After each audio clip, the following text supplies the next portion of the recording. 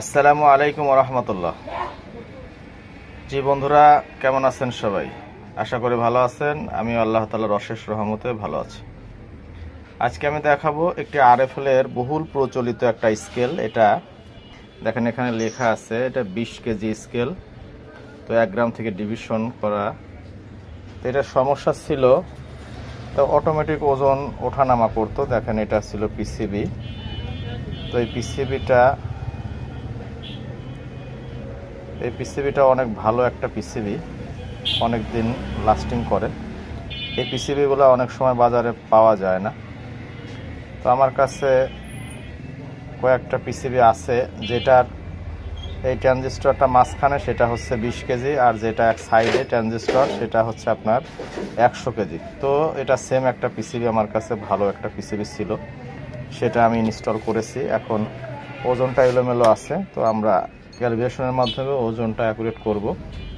সর্বপ্রথম আমাদের কাছে দেখেন 5 কেজি পাথর আছে। তো এটা আমরা লোড দিয়ে দেখব ওজনটা কতটুকু এলোমেলো আছে। তো দেখেন, এখানে আমি 5 কেজি লোড দিয়েছি। দেখেন, এখানে দেখাচ্ছে 5 কেজি 16 গ্রাম। তো এখন ক্যালিব্রেশনের মাধ্যমে ওজনটা অ্যাকুরেট করতে হবে। তো দেখতে থাকেন। এখানে আমাদের কোড দিতে হবে 1977 টেয়ার। দেখেন, হাফ জিরো আসছে, সেট করতে হবে। তো এখন ক্যালিব্রেশন অপশন চলে আসছে, এখন সেটিং করতে হবে। এরপরে 1 টেয়ার দিতে হবে। দেখেন, যখন এরকম ডট ডট আসবে তার অর্থ লোড চাচ্ছে। এখন আমাদের কাছে 5 কেজি পাথর আছে। তো 5 কেজি পাথর আমরা লোড দিব। এরকম মিডিল বরাবর লোডটা দিবেন। দেওয়ার পরে টেয়ার বাটন প্রেস করবেন। দেখেন, এখানে টেয়ার লেখা আছে। তারপর টেয়ার বাটন দিয়েছি। এরপরে কত কেজি লোড দিয়েছি এখানে সেটা গ্রামে উল্লেখ করতে হবে। 5000 গ্রাম, অর্থাৎ 5 কেজি। এরপর টেয়ার বাটন প্রেস করতে হবে।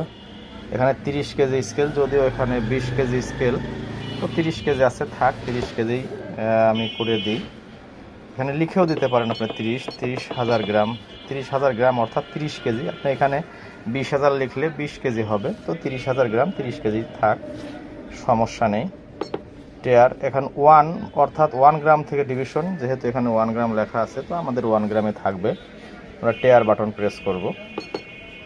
দেখেন সম্মানিত ভিউয়ার্স, 5 কেজি হয়ে গেছে। 1 গ্রাম এটা ডিভিশনের কারণে দেখাচ্ছে, সমস্যা নেই। দেখেন 5 কেজি লোড দেওয়া আছে, তো আমাদের 5 কেজি হয়ে গেছে। ভিডিও দেখে কোনো কিছু শিখতে পারলে অবশ্যই চ্যানেলটি সাবস্ক্রাইব করবেন এবং লাইক কমেন্ট শেয়ার করে সাথে থাকবেন। ধন্যবাদ সবাইকে। দেখা হবে আবার পরবর্তী কোনো ভিডিওতে। আসসালামু আলাইকুম ওয়া রাহমাতুল্লাহ।